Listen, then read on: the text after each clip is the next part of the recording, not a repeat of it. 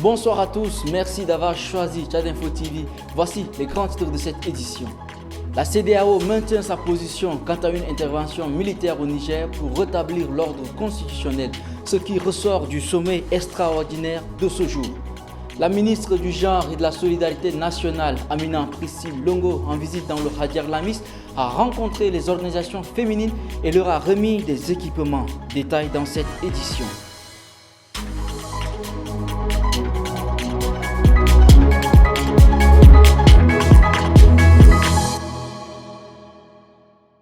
Une intervention militaire est toujours sur la table de la CEDEAO pour déloger les putschistes qui ont renversé le président Bazoum il y a une dizaine de jours. Une option militaire qui ne fait pas l'unanimité. Une intervention militaire au Niger est toujours en option, a réitéré la CEDEAO à l'issue d'un sommet extraordinaire tenu ce jour dans la capitale nigériane, à Abuja. Les chefs d'État membres de l'organisation ont décidé d'activer et de déployer la force en attente de la communauté ouest-africaine pour la restauration de l'ordre constitutionnel au Niger. Une décision qui ne fait pas l'unanimité. Plusieurs pays comme le Mali, le Burkina Faso, la Guinée et l'Algérie condamnent fermement cette option. D'autres pays comme le Sénégal, le Nigeria se disent prêts et disposés à déployer leurs soldats. Une mission qui consiste à déloger les putschistes qui ont renversé le président Mohamed Bazoum le 26 juillet. Le Tchad, de son côté, écarte l'option d'envoyer ses hommes au combat. Le Conseil national pour la sauvegarde de la patrie, CNPS, dévoile son premier gouvernement dans la soirée du 9 août. 15 jours après le putsch qui n'est pas toujours acté par Paris, le CNSP forme un gouvernement de 20 personnes, dont 4 femmes, et semble amorcer une transition au milieu des menaces de la CEDEAO et des sanctions de ses partenaires économiques internationaux. Détail avec Ghislaine Alataro. C'est l'étape la plus attendue. Le premier gouvernement des putschistes nigériens est connu. C'est un gouvernement de 20 personnes, dont 4 femmes. Des personnalités militaires et civiles, avec à leur tête M. Lamine Zeyn Ali Mahaman, Premier ministre et ministre de l'économie et des finances. Un gouvernement qui vient mettre fin à celui du régime du président Bazoum, renversé par les militaires le 26 juillet. Les putschistes, eux, s'octroient 6 ministères, sans doute celui de la Défense, donné au général Salifou Modi, vice-président du CNSP, numéro 2 de la junte. Le ministère de l'Intérieur, de la Sécurité publique et de l'administration du territoire est accordé au général Mohamed Toumba, vu comme le numéro 3 de la junte, chef d'état-major adjoint de l'armée de terre. Les militaires prennent aussi les portefeuilles de la jeunesse et des sports, de la santé, des transports, de l'environnement. À la veille de la publication du premier gouvernement, le Conseil national pour la sauvegarde de la patrie a accusé formellement la France dans une vidéo d'avoir usé des manœuvres pour déstabiliser le pouvoir. 15 jours après le putsch qui continue de souffrir de reconnaissance internationale, le général Tiani et ses hommes maintiennent un bras de fer sans précédent avec la CEDEAO et partant toutes les organisations qui composent la communauté internationale. Le secrétaire général du ministère de la Santé publique et de la Prévention a dirigé ce midi la réunion de coordination de gestion de la crise humanitaire à l'est du Tchad. La Russie s'engage à octroyer des bourses aux Tchadiens dans le domaine sportif. Le contrôle des activités de finances islamiques au centre d'une journée d'échange en N'Djamena marque les points essentiels de l'actualité en bref de ce jour. Suivez l'extrait.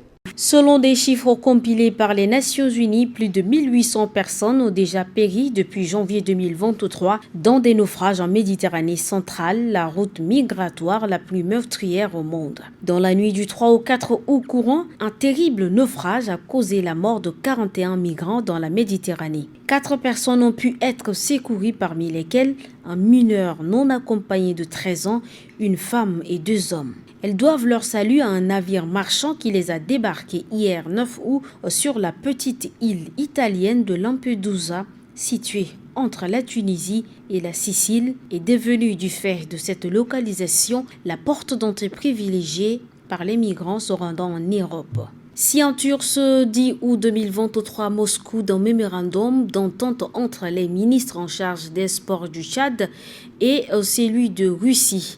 Cette signature vise à consolider et développer la coopération bilatérale dans le domaine des sports sur la base de la réciprocité et d'un partenariat gagnant-gagnant. Le mémorandum porte sur le sport de haut niveau, les sports universitaires et scolaires, le sport de masse, le sport des personnes à besoins spécifiques, les sciences sportives, la technologie d'infrastructures sportives et la lutte contre le dopage. Il se tient à N'Djamena depuis ce 10 août 2023 un séminaire de diffusion du nouveau dispositif réglementaire relatif aux conditions d'exercice et de contrôle de l'activité de finance islamique dans la CEMAC, Communauté économique monétaire de l'Afrique centrale. C'est une initiative de la Commission bancaire de l'Afrique centrale, COBAC. 3 thèmes sont retenus pour ce séminaire. Il y a les principes de la finance islamique et le nouveau cadre réglementaire CEMAC, la supervision et la conformité des activités de finance islamique, enfin l'état des lieux et les défis de la finance islamique dans la zone CEMAC. Le secrétaire général du ministère de la Santé publique et de la Prévention, Dapsou Guidaoussou, a dirigé ce midi la réunion de coordination de gestion et de la crise de l'Est. Les échanges se sont focalisés sur la division du plan national de réponse à la crise et l'état des lieux des contributions des acteurs impliqués. Un noyau est mis en place pour recueillir les suggestions afin d'enrichir le plan qui doit prendre en compte l'évolution de la situation avec l'arrivée continue et massive des réfugiés. Le secrétaire général a insisté sur les aspects liés à la lutte contre la malnutrition, la tuberculose, le VIH, la lèpre et les maladies zoonotiques. Un débat s'en est suivi sur les dispositions prises et stratégies prévues par les différents programmes en vue. La ministre du Genre et de la Solidarité nationale, Amina Priscille Longo, a effectué une visite de 24 heures dans la province de Hadjar-Lamy. Sur place, elle a rencontré des organisations féminines où elle a remis des équipements à ces dernières. Suivez le reportage de Krios rendu par la voix d'Aimé Dolinassou.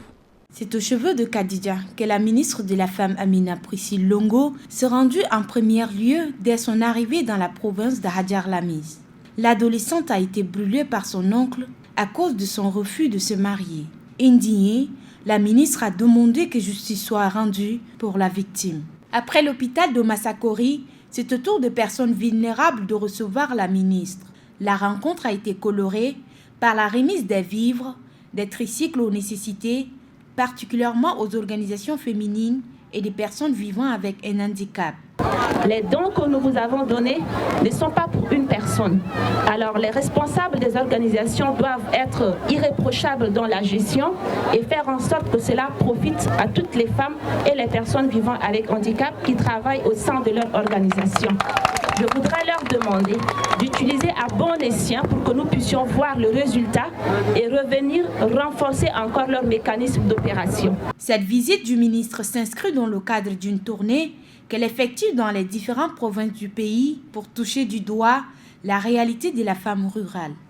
Le centre de santé d'Abtouyour, dans le département d'Abtouyour, province du Guéra, fait face aujourd'hui à plusieurs difficultés qui entravent son bon fonctionnement, celui de donner des soins de qualité à sa population. Entre l'insuffisance du personnel qualifié et la prise en charge des maladies primaires comme le paludisme, ce centre de santé vit des problèmes 65 ans après sa création. Plus de détails avec Sabre Naïdeyam et Rassem Mordim Leila. En cette saison des pluies, les populations tchadiennes et plus particulièrement celles des zones rurales vivent plusieurs maladies dont le paludisme. Et le centre de santé d'Abtouyour dans la province du Guéra, à plus de 400 km de N'Djamena, la capitale, n'est pas épargné. Ici, les maladies telles que le paludisme, la rougeole, l'infection respiratoire aiguë sont courantes.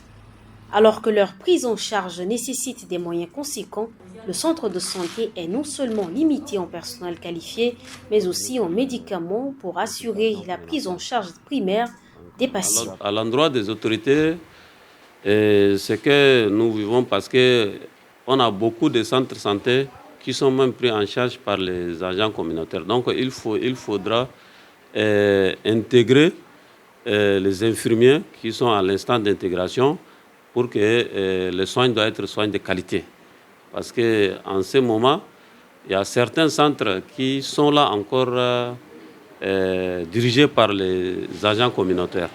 Donc nous rappelons au gouvernement de faire des efforts pour intégrer ces infirmiers-là, parce qu'on doit prendre la charge des malades.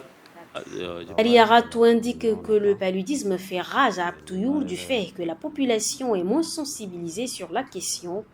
Il annonce par ailleurs que son centre de santé se prépare activement pour la campagne de distribution des moustiquaires imprégnés.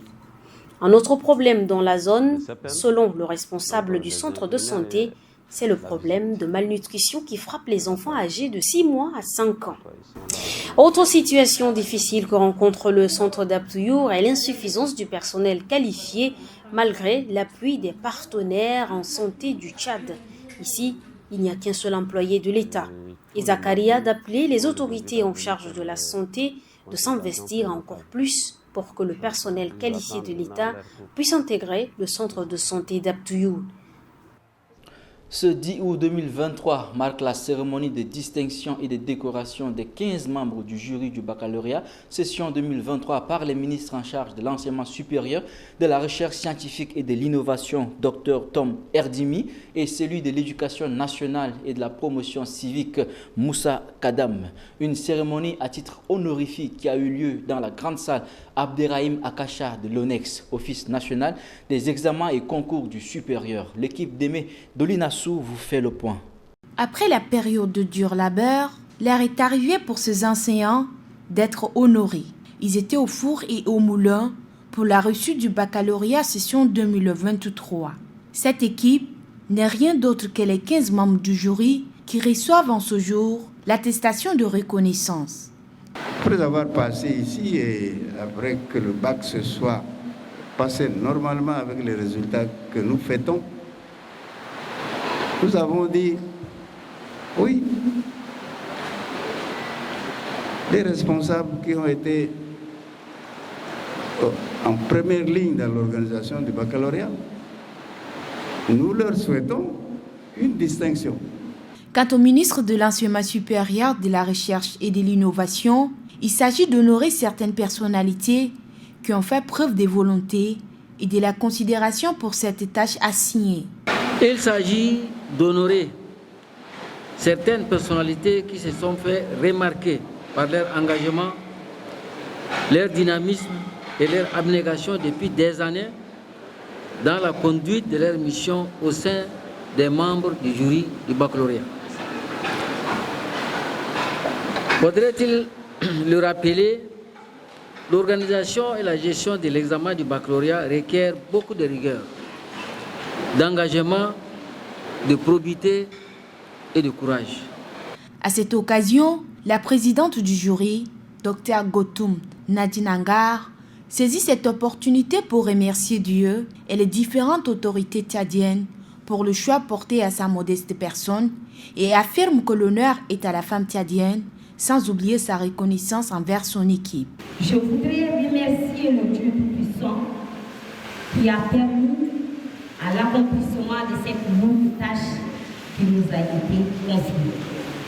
Une cérémonie qui a permis aux récipiendaires d'exprimer leur gratitude, d'avoir été honorés de cette manière et se disent engagés à faire encore beaucoup pour l'éducation au Tchad, mais aussi un moment brillé par ce gigantesque festin.